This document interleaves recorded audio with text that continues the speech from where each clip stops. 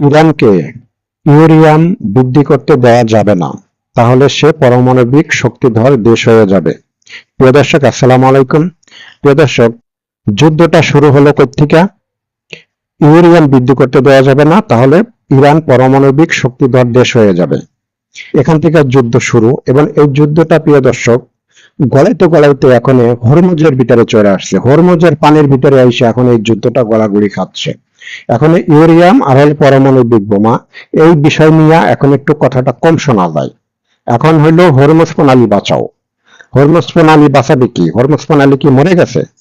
Hormuz প্রণালী তো ইরানের আছে, ইরানেরই ছিল, এটা ইরানেরই থাকবে, তো এটা বাঁচার আর মরার তো কিছু নাই। প্রিয় দর্শক, এই হরমুজ প্রণালীটা আমরা জানি যে ভৌগোলিক দিক দিয়ে যদি চিন্তা করি, এই হরমুজ প্রণালীর মালিক হলো ওমান আর হইলো ইরান। এখানে বাঁচা মারার তো কিছু নাই। হরমুজ প্রণালী দিয়ে কোন জাহাজ যাবে না যাবে সেটা ইরান বুঝবে।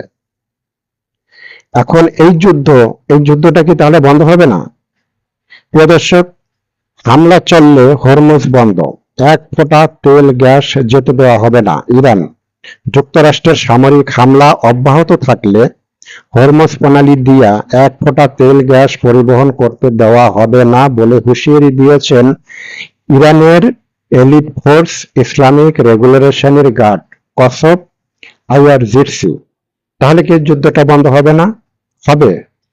প্রিয় দর্শক, সুবিধাজনক অবস্থায় এই যুদ্ধটা যদি পৌঁছায়, তাহলে ইরানের একজন নেতা বলেছে যে সুবিধাজনক অবস্থায় যদি এই যুদ্ধটা পৌঁছায় তাহলে যুদ্ধটা বন্ধ হবে, তা না হলে এই যুদ্ধটা বন্ধ হবে না।